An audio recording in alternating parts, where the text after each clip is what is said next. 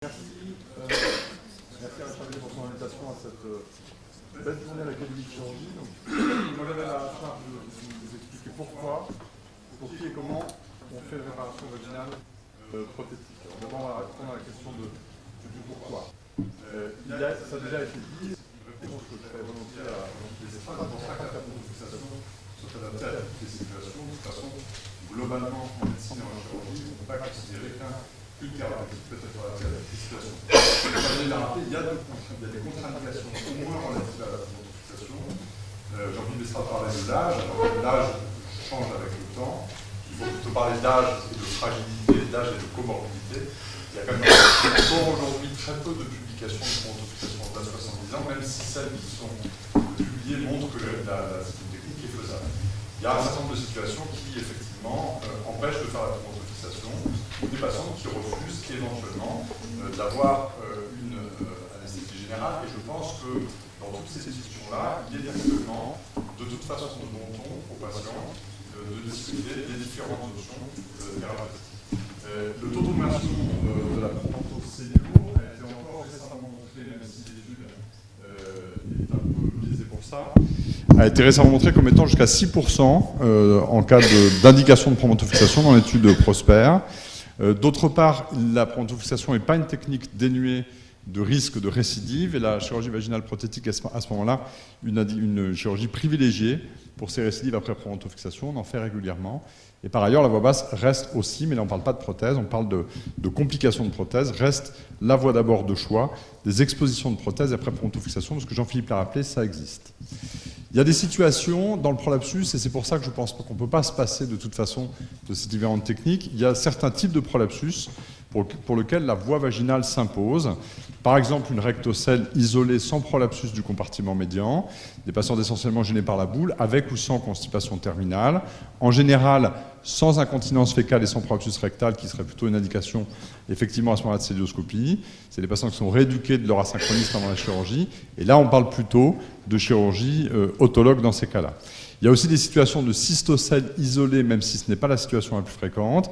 Des cystocèles médianes, a fortiori si elles sont également latérales assez larges, avec un effacement des cul-de-sac latéraux du vagin. Il est important dans ces cas-là de bien s'assurer qu'il n'y ait pas de prolapsus du compartiment médian, parce qu'à ce moment-là, on revient plutôt sur des indications de suspension apicale, qu'elle soit vaginale ou par promontofixation. Et la voie vaginale offre, dans ces cas-là, et Richard Villet vient de nous le montrer, un avantage par rapport à la promontofixation, c'est qu'on peut effectivement faire une chirurgie prothétique, mais on n'est pas obligé de mettre une prothèse chez toutes les patientes. Pourquoi faire de la chirurgie vaginale ? Actuellement, il y a aussi un argument de fréquence. La chirurgie vaginale, en tout cas dans le milieu gynécologique, puisque cette étude a été faite dans le milieu gynécologique, représente encore plus de 3/4 des interventions pour prolapsus génital. 23% seulement, entre 2010 et 2012, en chirurgie gynécologique en France, étaient faits par voie abdominale. Et c'est la même chose, voire même encore plus chez nos voisins. Dans cette étude, sur plus de 6000 interventions dans les pays de l'OCDE entre 2010 et 2012, la chirurgie du prolapsus de l'apex par voie abdominale ne représentait que 17% des patientes, même si, dans cette série, c'est effectivement en France qu'on fait le plus de promontofixation pour les chirurgies du compartiment médian. L'avantage, donc on le disait, c'est que la chirurgie vaginale offre plusieurs solutions, des solutions qui vont s'adapter à chaque patiente, et Richard Villet l'a bien dit. Quand on est en face, alors on est d'abord dans la discussion, est-ce qu'on fait une chirurgie par voie abdominale ou par voie vaginale, et lorsque la discussion avec la patiente s'oriente pour diverses raisons vers une chirurgie vaginale, on a à ce moment-là la possibilité chez les patientes âgées, fragiles, avec des prolapsus plutôt modérés ou des contre-indications à la chirurgie prothétique, on va les rappeler après, la possibilité de faire une chirurgie autologue. Et puis on a, sur les prolapsus récidivés ou de volume plus important, des patientes informées bien sûr des risques-bénéfices de la prothèse, on a à ce moment-là le choix de mettre des prothèses. Et en plus, on a encore actuellement plusieurs types de prothèses qui peuvent répondre à plusieurs situations différentes, ce qui n'est pas le cas de la promontofixation, qui ne va répondre qu'à une situation d'un prolapsus apical, avec une cystocèle plutôt centrale et de volume modéré. Il y a des études qui, malgré tout, ont montré qu'il y avait un surrisque de la mise en place des prothèses par voie vaginale, et c'est une réalité. Cette étude issue du registre Gynérisque des gynécologues français de 2010 et 2012 montre que globalement, en post-opératoire, on double la morbidité, donc on passe à peu près de 2% de complications sévères à 4% lorsqu'on met des prothèses, mais il y a quand même, monsieur Villet, 2% de complications sévères dans la chirurgie vaginale autologue dans cette série-là. Et puis quand on est sur le post-opératoire 1 an, même si une quarantaine de pourcents seulement des patientes ont été suivies, on est quand même à 4% de complications sévères classe 3A et plus de la classification de Clavien sur la chirurgie autologue versus 8% sur la chirurgie prothétique. Donc on a effectivement une surmorbidité qu'il faut savoir prendre en compte dans l'indication de départ. Quid de l'évidence-based médecine, ça a déjà été un peu rappelé. Dans la Cochrane en 2016, il a été rappelé que la chirurgie, la réparation des cystocèles et des rectocèles était en premier lieu la chirurgie vaginale. On ne parle pas de prolapsus de l'apex, bien que vous savez qu'évidemment c'est très souvent associé. Et sur 37 essais randomisés, la prothèse sur l'étage antérieur permet de réduire significativement les symptômes de prolapsus jusqu'à 3 ans, dans les quelques études comptées jusqu'à 3 ans, avec un risque relatif de 0,6, de réduire significativement le risque de réopération pour récidive avec un risque relatif à 0,5. Et par contre, il y a une augmentation du risque après chirurgie prothétique de réopération pour une incontinence urinaire d'effort. On traite mieux la cystocèle, on démasque plus l'incontinence urinaire d'effort. Il y a forcément plus d'exposition de prothèses en chirurgie prothétique qu'en chirurgie non prothétique. Il n'y a pour l'instant dans la littérature aucune évidence, mais pas non plus beaucoup d'études, sur la mise en place des prothèses pour le traitement des rectocèles, et on parlera essentiellement du coup du traitement des cystocèles.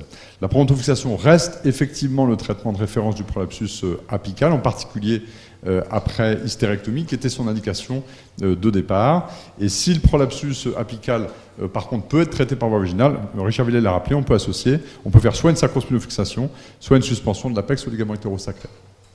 Alors, il y a quelques études à long terme avec les prothèses qui sont malheureusement peu nombreuses et qui ne sont pas des essais randomisés.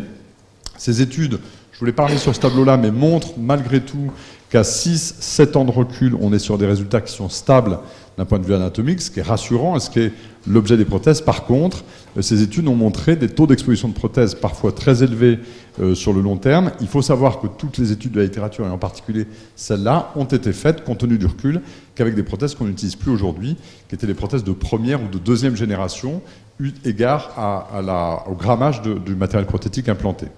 Il y a une évolution très importante depuis le début des prothèses. Les toutes premières prothèses en France, c'est la fin des années 90, donc ça fait plus de 15 ans que ça existe. Et vous voyez que dans le temps, on utilisait ces prothèses-là dans la fin des années 90. On est maintenant sur des prothèses extrêmement légères. Est-ce que c'est du marketing simplement, ou est-ce qu'il y a des niveaux de preuves qui permettent d'aller vers ces prothèses légères? Il y a actuellement plusieurs études expérimentales qui sont bien faites, qui montrent que les prothèses légères et a fortiori ultra légères sont les plus proches d'un point de vue biomécanique et d'un point de vue, voilà, c'est la biomécanique, sont les plus proches des tissus natifs. Donc on arrive à avoir maintenant des matériaux prothétiques qui se rapprochent du tissu natif. Et par ailleurs, cette étude qui avait démontré que sur des prothèses de deuxième génération, il y avait une altération du métabolisme du collagène et de l'élastine responsable de véritables phénomènes d'apoptose cellulaire, ce qui était extrêmement inquiétant.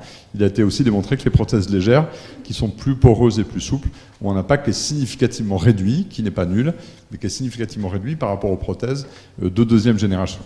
Alors, on n'a pas actuellement d'essais randomisés avec ces prothèses de dernière génération, mais toutes les prothèses qui ont fait l'objet d'études depuis quelques années, qui sont des prothèses entre 25 et 40 grammes pour certaines d'entre elles, montrent que globalement, on arrive à des taux d'exposition qui sont de l'ordre de 2%, ce qui rejoint les taux d'exposition de la promontofixation, avec des taux de douleur et de dyspareunie qui sont de l'ordre de 5%, et surtout, ce qui est intéressant, c'est qu'on a un maintien des résultats anatomiques sur des études qui, en général, sont quand même à relativement court terme, au-delà environ à 12 mois de l'intervention.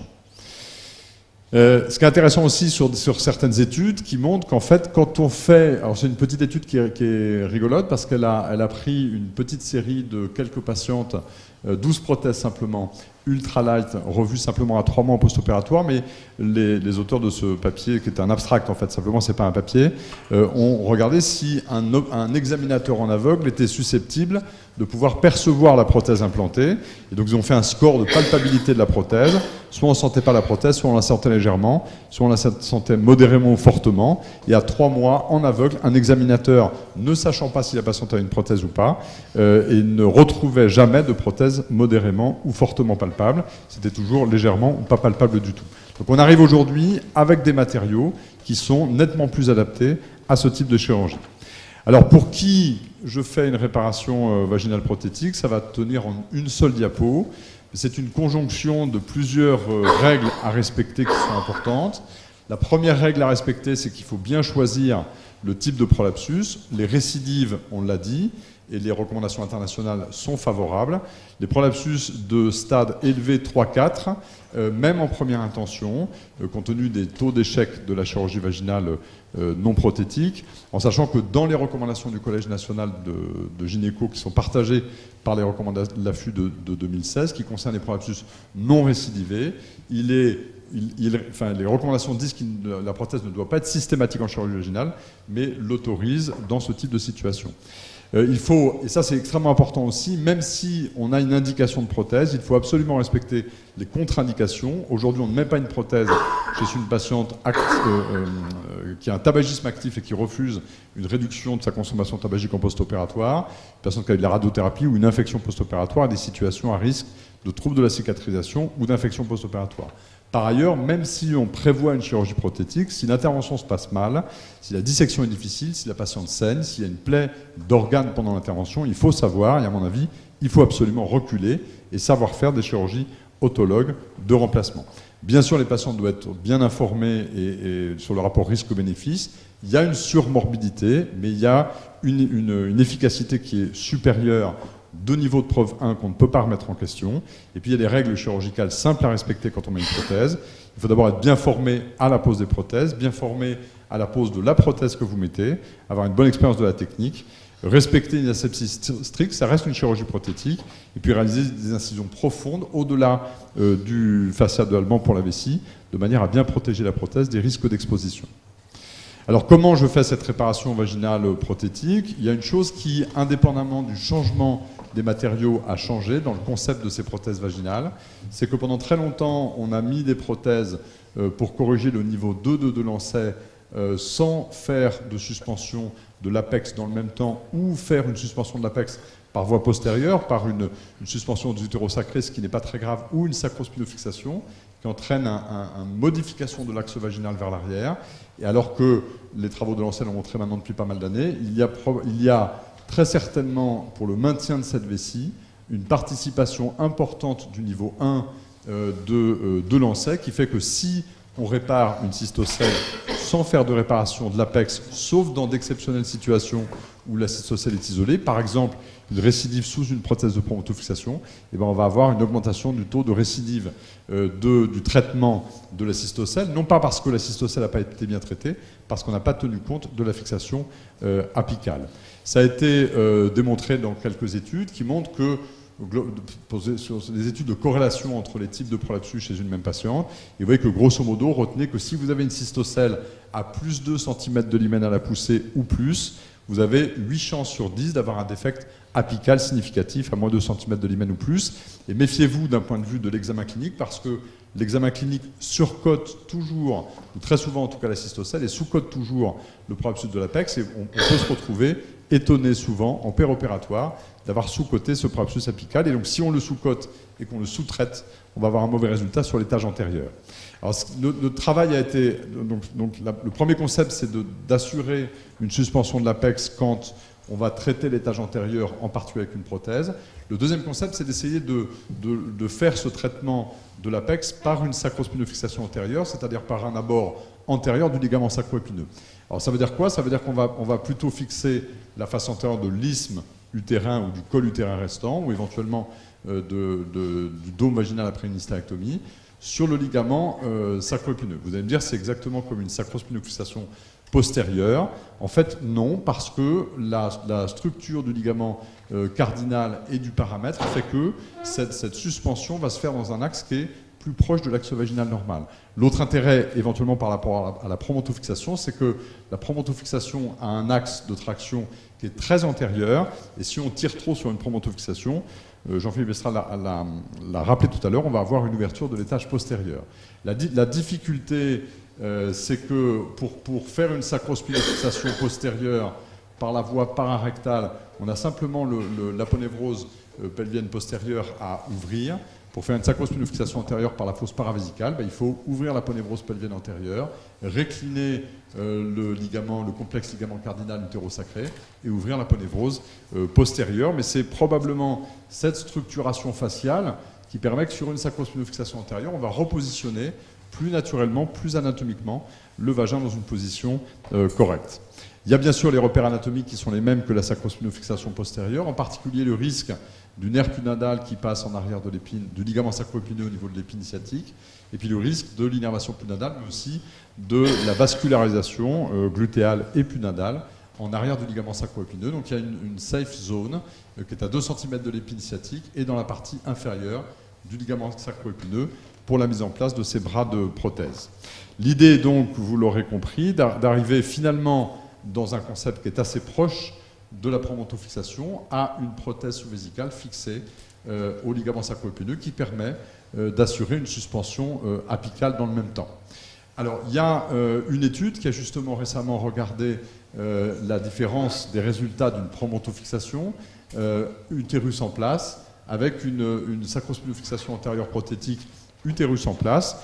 C'est une étude américaine faite sur plusieurs centres. 1 an de recul.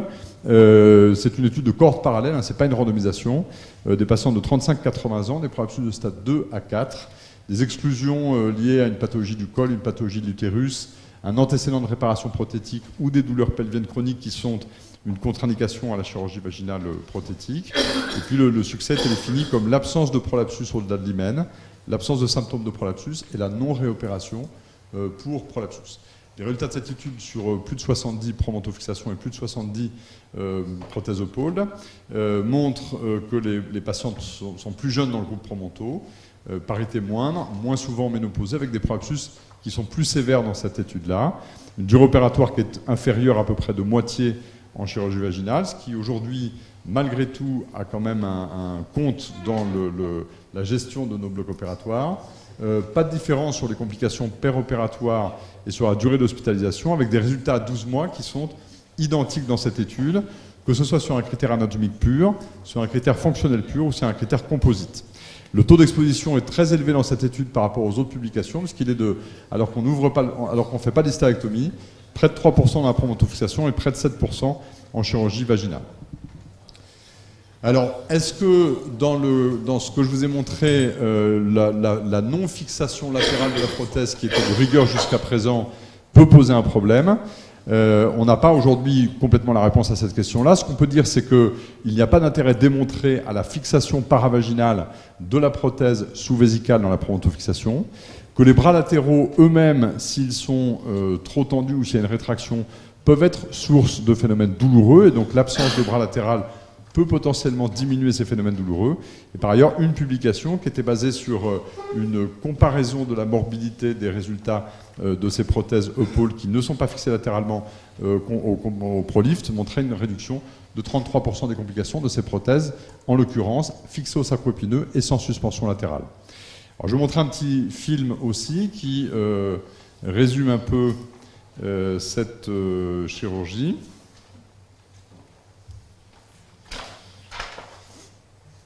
Alors, qui va donc de toute façon généralement s'associer à un temps postérieur non prothétique. Donc on infiltre également la paroi vaginale antérieure.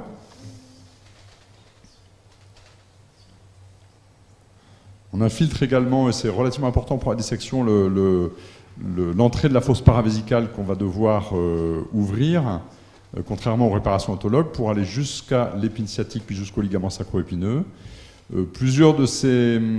Cette technique a été rapportée avec plusieurs types d'incisions vaginales, transversales près du col vésical, transversales près du col utérin ou longitudinale médiane comme celle-là. Ce qui est important, c'est de le faire de manière très profonde, c'est-à-dire de bien couper, bien ouvrir la paroi vaginale, mais bien ouvrir également le fascia.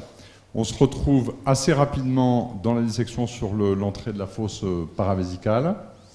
Et après, ça va être une dissection qui va être essentiellement une dissection digitale. Il est très important que cette dissection se fasse d'abord au contact de la face profonde du vagin, jusqu'à la branche ischio-pubienne, puis au contact de la paroi latérale du pelvis jusqu'à l'épine sciatique. L'objectif va être de trouver l'épine, puis le ligament sacro-épineux, après avoir récliné le ligament cardinal, ce que vous avez vu sur la planche d'anatomie tout à l'heure, qu'on avait, comme on n'a pas un accès qui est aussi facile de prime abord par rapport à la sacrospinofixation postérieure. Il faut que ces chirurgies prothétiques soient également faites avec une hémostase assez soigneuse, au moins dans la partie visible de la dissection, et on va des deux côtés libérer ce ligament sacro-épineux. On fait le décollement entre la vessie et l'utérus, comme vous l'a montré Richard Villet tout à l'heure. La réalisation d'une hystérectomie est loin d'être systématique, mais elle reste possible dans notre expérience actuellement, compte tenu d'un taux d'exposition prothétique qui est relativement faible. Si on conserve l'utérus, ce qui est le plus souvent le cas, on va mettre deux fils de prolène sur la face antérieure de l'isthme utérin. Il faut faire attention de ne pas prendre la berge antérieure du col qui est souvent allongée, qui ne permet pas la suspension utérine correcte chez ces patientes-là. Et il faut faire attention que ces fils de prolène qui seront solidarisés à la prothèse ne soient pas trop près de l'incision vaginale pour limiter les risques d'exposition. La mise en place de ces prothèses nécessite une instrumentation spécifique pour passer dans la fosse paravésicale. On n'a pas la visualisation de la célioscopie, donc pour les observateurs extérieurs, c'est vrai que c'est plus frustrant. Par contre, on a un repère anatomique qui est extrêmement précis, avec le positionnement du doigt sur le ligament, enfin sur l'épine sciatique, et avec un ajustement du coup de la position du fil qui va ensuite emmener le bras de la prothèse, qui est très précis, dans la zone de sécurité du ligament sacro-épineux. L'autre avantage de ce dispositif précis, c'est la possibilité de la réversibilité du positionnement, puisque on peut très bien retirer l'aiguille si on n'est pas au bon endroit et la repositionner. La technique est assez rapide quand on a l'habitude et qu'il n'y a pas de difficulté particulière de dissection, puisque une fois que les deux fils sont passés dans chacun des ligaments sacro-épineux, puis vérifiés, il n'y a plus qu'à mettre la prothèse en place. Accessoirement, l'absence de fixation latérale réduit un peu le temps de ces interventions. Donc, la prothèse elle est ensuite ajustée sous la vessie. Elle va être fixée sur l'isthme utérin pour pouvoir, bien sûr, traiter le compartiment médian par une suspension de l'apex. Comme c'est des suspensions qui sont non fixées dans le ligament, elle est parfaitement ajustable à l'importance du prolapsus. Cette patiente qui est sur le fil n'avait pas un prolapsus extrêmement important, mais il est tout à fait possible de faire ces techniques pour des prolapsus extériorisés de stade 4. C'est la même chose et ça marche aussi bien. Donc la prothèse elle est fixée ensuite à l'isthme utérin par les deux fils qui ont été mis en place au départ. Rassurez-vous, c'est bientôt fini. Il y a un petit repère blanc au milieu de la prothèse qui permet de la mettre bien symétrique.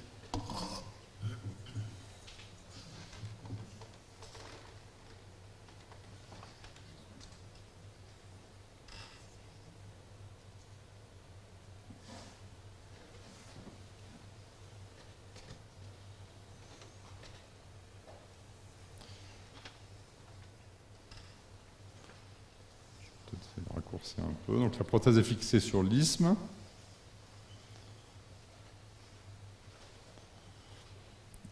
Pour simplifier les choses, on met le point de fermeture vaginale à ce stade-là pour faciliter, parce qu'après le vagin va remonter. Et actuellement, dans ces chirurgies prothétiques, on n'utilise plus aucun fil tressé. On met que des fils monobrins, résorbables ou non résorbables en fonction de la localisation. La prothèse elle va être ensuite ajustée sous le col vésical. Et contrairement à la promontofixation, on peut mettre ces prothèses ne dépassent pas le col vésical, on n'est pas sous l'urètre, mais par contre on peut mettre la prothèse très basse par rapport au col vésical, tout en laissant la place pour une bandette sous-urétrale secondaire en cas de nécessité. Donc là c'est les points d'étalement qui se font sous le col vésical et de part et d'autre de celui-ci.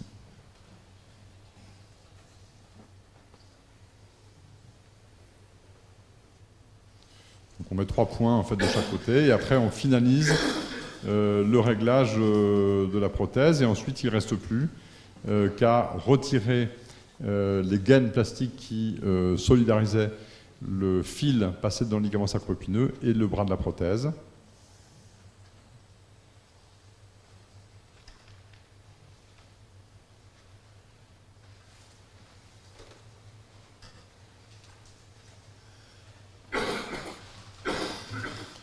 Donc on enlève les deux gaines.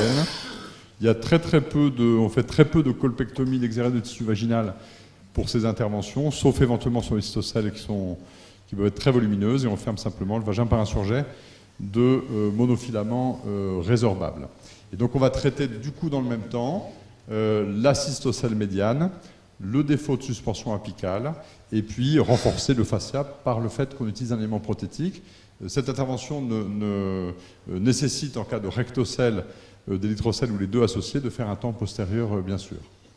Alors, quels sont les résultats, quelles sont les données cliniques sur cette intervention actuellement ? Il y a 2 études actuellement de cohorte publiées, une avec la prothèse Eupold standard qu'on utilisait au départ, ici, et une avec l'Eupold Light qui a remplacé et qui est de couleur bleue. Ces 2 études à 1 et 2 ans de recul montrent globalement des taux de satisfaction de résultats objectifs qui sont au-delà de 90%, un taux d'hémorragie sévère qui est entre 0,5 et 0,8%, c'est-à-dire patiente réopérée pour hématome ou transfusée, des taux de douleur sévère de 0,9% dans les 2 études, avec essentiellement, c'est une névralgie punadale dans cette étude-là qui a nécessité une explantation de la prothèse, et 2 patientes réopérées pour douleur dans cette étude-là, dont une qui avait des douleurs persistantes après la réintervention, et des taux d'exposition vaginale, vous voyez, qui étaient de 2,7% à 2 ans avec la prothèse normale et 1,4% avec la prothèse légère. Donc en conclusion, la chirurgie vaginale prothétique conserve, à mon sens, une place de choix actuellement dans cet arsenal thérapeutique qui reste un complément indispensable de la promontofixation. La chirurgie vaginale prothétique est supérieure aux réparations autologues, ça a été démontré, c'est un niveau de preuve 1. Il y a une Cochrane et on peut revenir sur la morbidité, mais pas sur l'efficacité. La morbidité est un problème, a été un problème important, et comme l'a dit Jean-Philippe Estrade, également sur l'utilisation de tout et n'importe quoi et par beaucoup de gens, mais ça s'est considérablement réduit dans le temps, en raison de la modification à la fois du matériau implanté et de la technique d'implantation, tout en conservant, en tout cas sur les études disponibles actuellement, des résultats anatomiques comparables, et bien sûr de nouveaux essais randomisés avec les nouvelles techniques en comparaison aux techniques de promontofixation sont indispensables, mais c'est vrai aussi, comme Michel Cochon l'a dit, pour la promontofixation. Je vous remercie.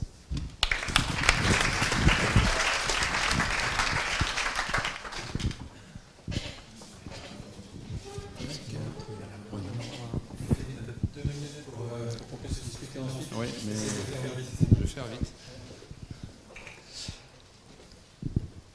Alors, pourquoi Renaud de Terrac fait une réparation prothétique ? Ça, il a donné contre-indication à la promonto, c'était valable aussi pour l'autologue. C'est vrai qu'il y a un taux de conversion de la promontocilio qui n'est pas négligeable, et ce qui a été vu dans l'étude Prosper.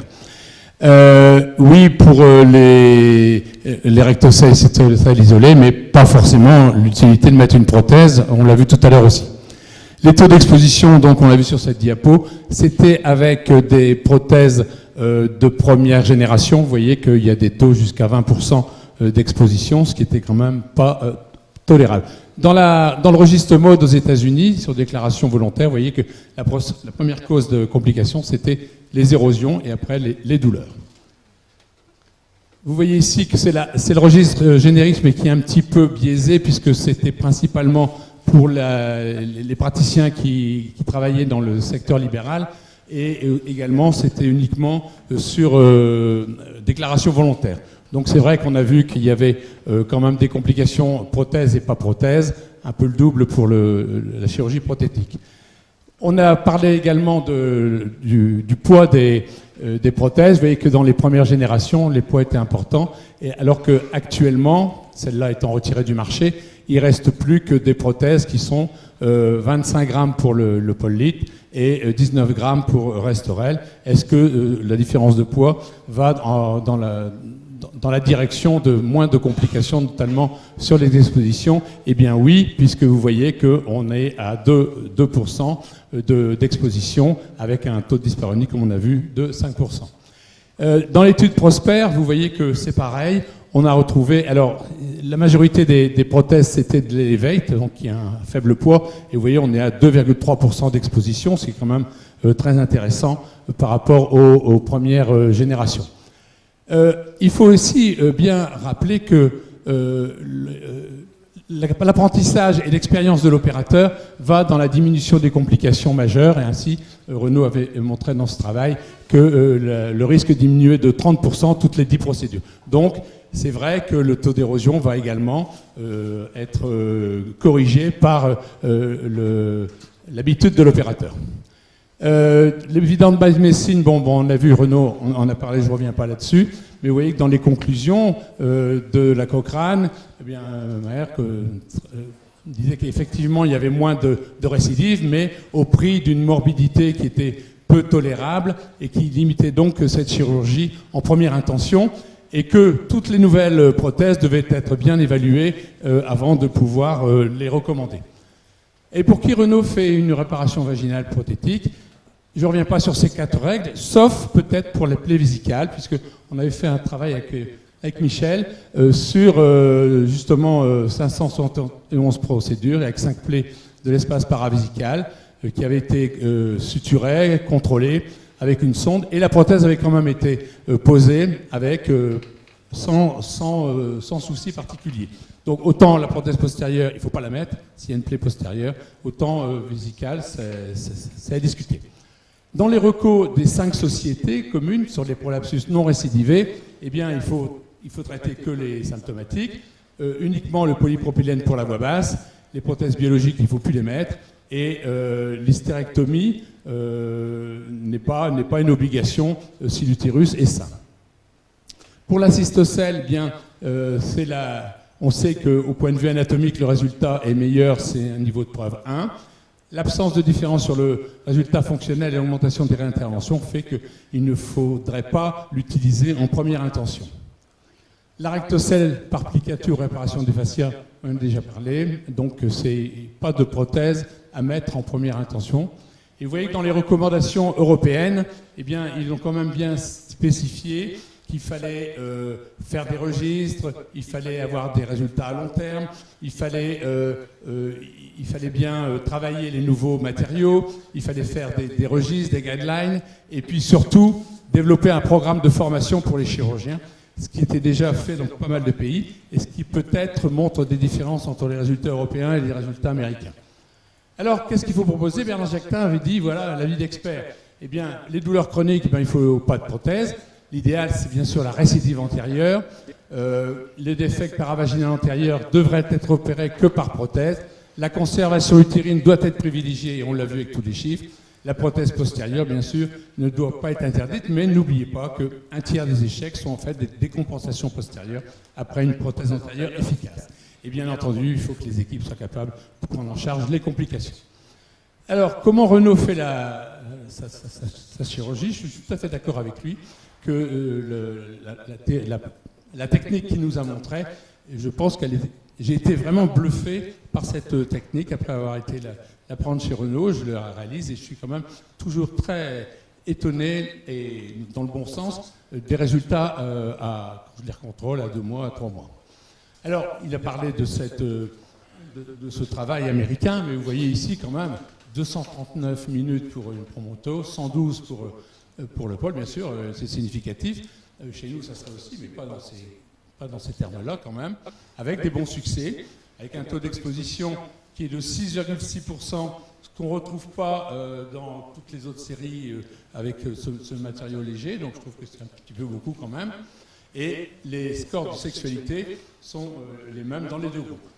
Donc il a parlé de cette diapo, et vous voyez qu'avec le lead qui est à 24 grammes, bien vous voyez qu'il y a 2 fois moins d'exposition vaginale. Alors, est-ce que ça serait vraiment l'équivalent de la promonto, mais par voie basse? Je crois qu'il y a un travail qui va probablement démarrer là-dessus, où on va pouvoir faire, à l'occasion de la PHRC, cette étude. Voilà.